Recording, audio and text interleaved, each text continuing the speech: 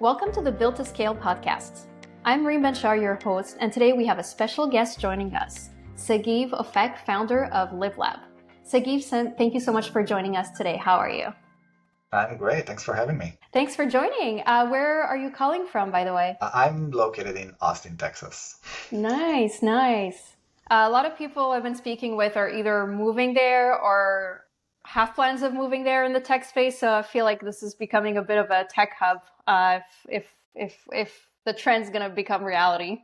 Yeah, it is. And I'm definitely one of those statistics. We moved here from New York a few years ago during COVID, pretty much when everybody else moved to either Austin or Florida. So, so far so good. Good. Yeah, we did the same thing. We were in New York before and we moved down to Florida. So during COVID. So here There we you go. go. Great. Well, it's such a pleasure having you here. Maybe we can get started with learning a little bit more about your background and what you do at LibLab. Can you tell me a little bit more about yourself? Yeah, of course. So I'm the CEO and founder of LibLab. LibLab is a developer tools company. We started the company around two and a half years ago, after I left Amazon, where I manage all the AWS SDKs organization. And the goal for LibLab is to build the future of connected software. We really believe that software are more useful when it's connected to either other software and obviously other humans. Slack is more powerful when you can use it with your email or with Jira, or Notion or other apps. So this is what we're doing. We're helping connecting software in an easy way. The starting point, the first product that we build is an SDK generator. So you just tell us about your service, about your API, and we can generate SDKs for it in multiple languages. So we can easily help your developers to connect to your service. But from here, we obviously evolve the product to many more ways to help with this kind of connected software world. Cool. Excited to hear about how these kind of tools evolve, because I feel like obviously when it comes to connecting softwares, the more we can integrate together, the better, right? But really curious about what you have in store for in terms of innovation and yeah, looking forward to dive more into this topic. Yeah. So yeah, Go ahead. could you tell me maybe a bit more about your journey? I'm really curious. I know you mentioned you were at Amazon before, and then you started this company. Would you be able to tell us how you got started with the company? What made you or gave you the idea to launch it? Yeah, so there are many kind of dots in this journey.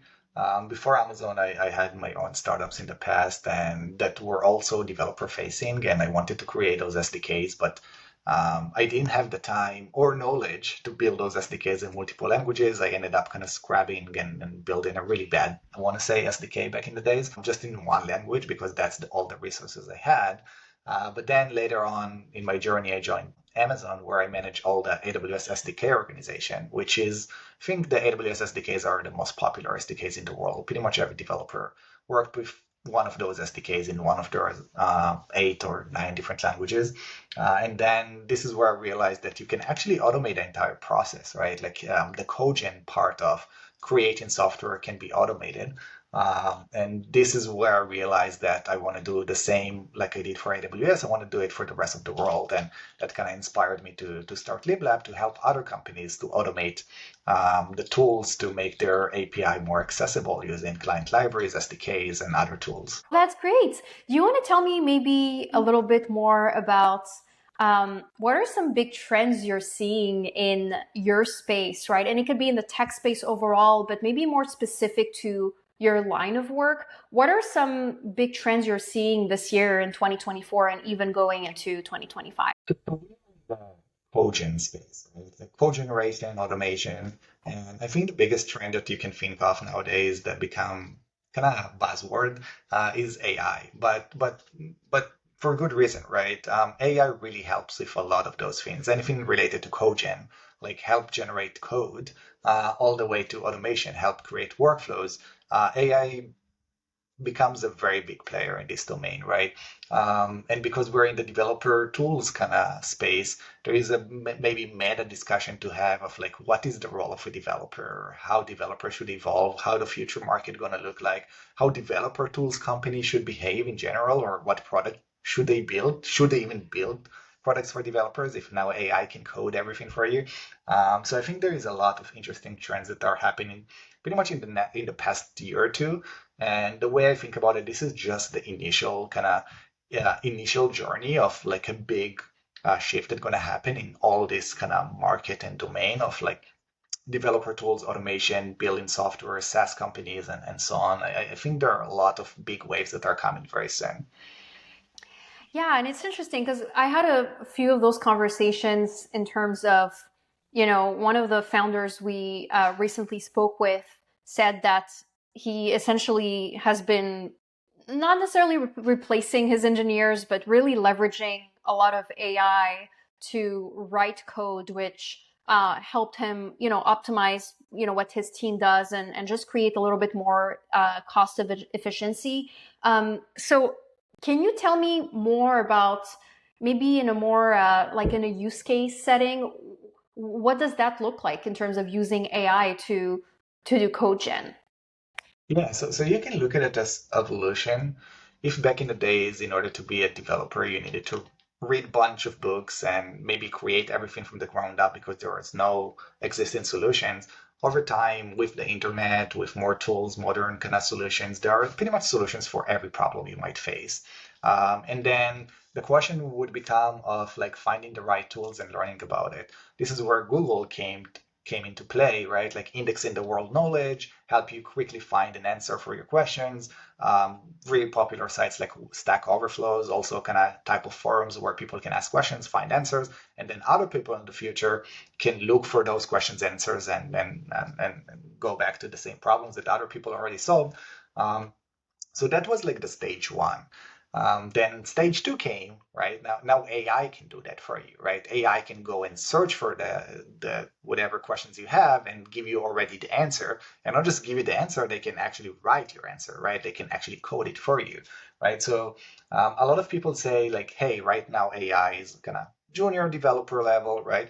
But we're talking about like the past few years, right? And it's easily going to become from a junior level to a mid level to a senior level, right? And then the question is like, all right, what should I do as a software engineer if I have now a senior engineer that can do everything for me, cheaper, easier, faster, so on and so forth. And I think that's a kind of big moment for a lot of software engineers in this industry to rethink their identity, to rethink their value. Um, if the value is just in writing code, I do see a lot of less demand for that from humans and a lot of more automation, especially as AI become, I want to say, smarter, more predictable. Obviously, you still have the hallucination, you still have the unpredictable code from time to time, but that can be solved. That can be solved with multiple steps, with agentic workflow that can one AI can verify another AI work, right? And maybe five AIs will verify this AI work. So you can build a lot of layers of safety on top of that to reduce the risk of kind of unstable solutions.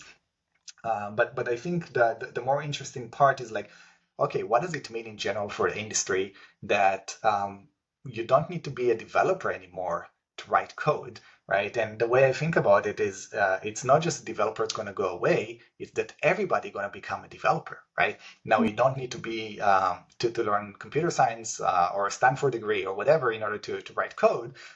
You can just state your intent in English and the AI will do the rest for you. And the way I look at it is you can look at it as evolution of languages, right? If back in the days you needed to write C code, or even before that you need to write assembly to just interact with a machine using binary code 0 and 1, then C was an abstraction on top of that. But C was really hard to maintain, hard to understand. C++ came, which made it a bit easier with classes and object-oriented programming. And Java made it much easier with more like modern kind of techniques of how to encapsulate code and easier to understand. Then JavaScript and Java, like more modern languages came on top that make the interactions between you and the machine much easier. And in a way, the next evolution is English, which is another programming language. It's just a language that we all happen to speak. right? And so if everybody can now use English as a programming language, everybody now is a developer. And when everybody is a developer, then you can ask yourself a lot of really interesting questions of like, all right, what is the value now, right? Like, is the value in writing code, or is the value becomes now the actual product that you're shipping? Is the value is the distribution and not just the engineering skill set, right? I think a lot of market dynamics will become available now, and I think the talent should be focused on the product and the distribution versus just the engineering. Interesting. Yeah, and that's a great thing you're bringing up, especially when you said that like everybody's becoming engineers rather than the engineer role is essentially disappearing. I like this shift in perspective. Definitely, we haven't really heard it much before, so that's interesting. Yeah, people always look at it as a doomsday scenario that all the engineers gonna get fired, right? But I look at it from the kind of optimistic view of like now we enable everybody to become a software engineer and to join this industry and to build, right? You literally never had better time in history to build than today, right? The cost of building really goes to zero. Even if you're using AI, because you have open source solutions, so you can use AI for free to code solutions for you. And even if AI stop advancing today, right, like you are already in a really good place that AI can solve 99% of your problems, can code 99% of your applications. Yes, it might take time. Yes, you might need to build some frameworks on top of that, but this will come next. Obviously, AI will keep advancing, so I can't even imagine how easy is it going to look like a year or two from now. Yeah, looking forward to seeing how AI evolves, especially with how fast it's been evolving for the past year or so.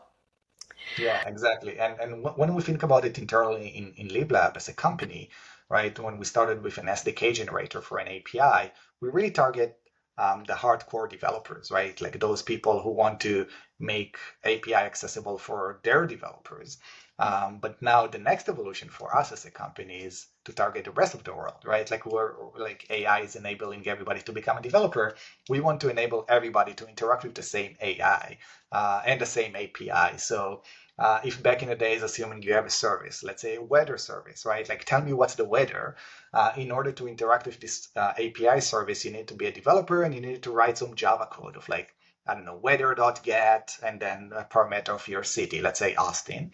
Um, Now the next SDK or the next programming language will be just English, and you will just say, "Hey, what's the weather in Austin?" Right?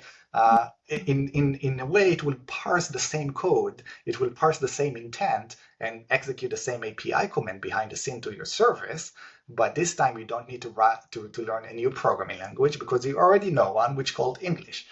So that's the product that we're working on, and how can we enable pretty much everybody to interact with any API using plain English or Spanish or whatever language you speak. That's really cool. That's a big advancement. Yes, obviously it's not an easy task, but the good news is time is in our side as AI becomes better and more effective, and as more tools will become available for the rest of the world.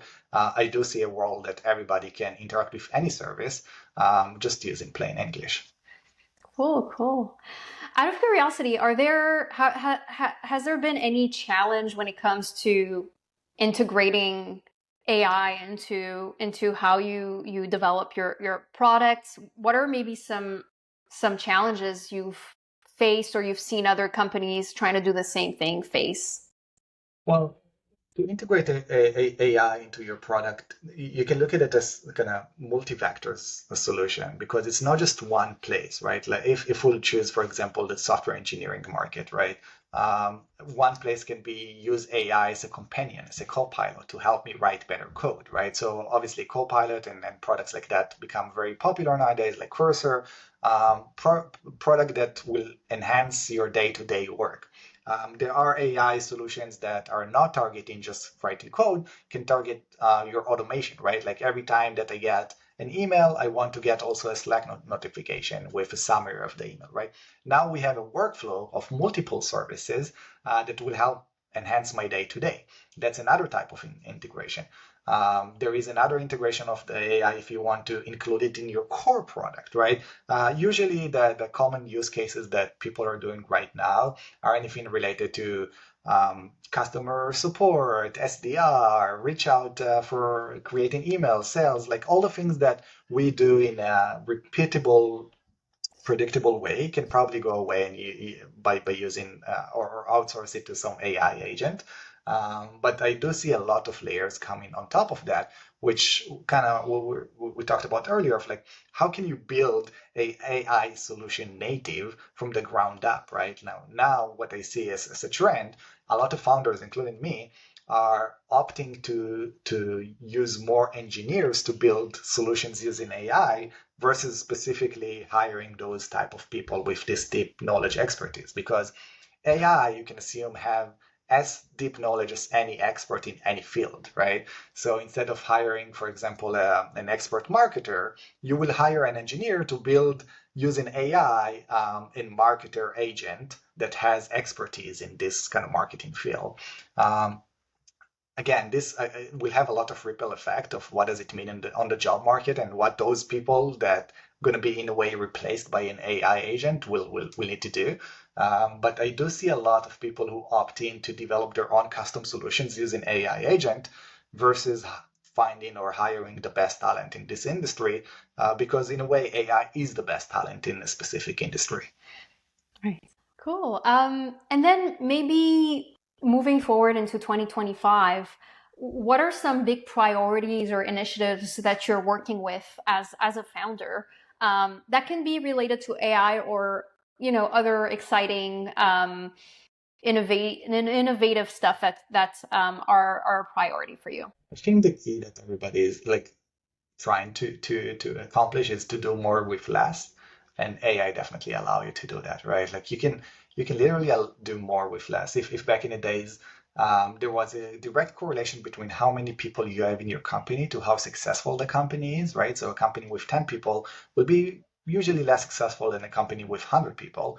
Now we see actually that is not correlated anymore, right? A company with 10 people could generate more revenue than a company with 100 people, because those 10 people actually have 100 AI agents, right? So there is like virtual, unknown, undistinguished workforce that is very, very cheap, I want to say, right? Because the cost of AI is close to zero, but actually kind of is a force multiplier for every company. So I think it's really up to every company when it comes to 2025, including ourselves, to figure out how can we multiple ourselves using those virtual assistants, right, virtual agents, in order to be more productive and more useful to accomplish what we want as a company.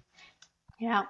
And it's just interesting. I read an article last week about Klarna, who is right now, I don't know if you've seen it, but they're turning their company, I think, into almost 100% AI, right? And this is, I think, one of their big goals. And probably using AI agents is how they're trying to replace or augment their existing staff. But I think it's the only company I've heard of who's really been more open and public about what they're doing to really integrate what you're speaking about, right? Which is building that AI agent workforce. So do you think this is where we're heading, in terms of the society we're in, companies investing in AI agents and just turning it into a mostly AI driven kind of company? What are your predictions around that, out of curiosity? So my assumptions are those, right? If you can find a tool that is cheaper and providing more value to a specific role, and let's choose software engineer or marketer, whatever, right? Then you obviously will opt in to use a better, cheaper tool, right? And we are already there, right? Like AI using top models already producing better results than expert PhD in this domain, right? So I don't see a reason for anyone to say, I don't want that because it's cheaper and better. I prefer to do it the old school way, right? Maybe some people will prefer to do it, but they will probably become obsolete and going to steamroll by companies that will be more efficient than them. Um, so it's not a question of do I want that future or not. I don't see a reality where this will not be the future, because again, market dynamics will dictate that whoever wins is whoever is the most efficient. And in order to be the most efficient, you probably need to choose AI agents for your workforce. Now, the question is how soon it will be and how fast it will become. That's a market dynamic question. So, assuming you're going to get to this world, is it going to be 1 year from now or 5 years from now? I don't know. But then the question is like, okay, how this world will look like. And again, there are lots of predictions here, but all I can say is I think like 100 years ago, 97% of the US population was in the farming and agriculture industry, right? Now I think it's less than 2%. So 95% of the industry or the people in the industry changed and shift to a new domain, right? And I believe that something similar will become because of AI, simply because we don't need a person to send a personalized email anymore because AI agent can do that. We don't need a person to write a CRUD app to get some API because we will have an AI to do that. What those people will do, I don't know, but I know that they will reinvent themselves like we did with agriculture, like we did with pretty much every new industry that comes in and change things. But I don't see a future where AI agent will not be a huge workforce for every company. That makes sense. Yeah. This is really interesting. Thank you for coming to the podcast again. If anybody wants to learn more about what you do at LibLab or get more information, where are the best places to reach you? Yeah, so if you want to build a feature for your workforce, obviously you're more than welcome to check liblab.ai. That's a new product that you are working on. If you want SDKs for your APIs, you can go to liblab.com. If you want to reach out to me, just search for Sagiv Ofek online. I'm on LinkedIn, I'm on Twitter. I have my own blog post. So yeah, feel free to reach out. Awesome. Sagiv, thank you so much for your time today. It was a great conversation. And yeah, have an amazing rest of your day and we'll stay in touch. Likewise, and thanks for having me. Thank you.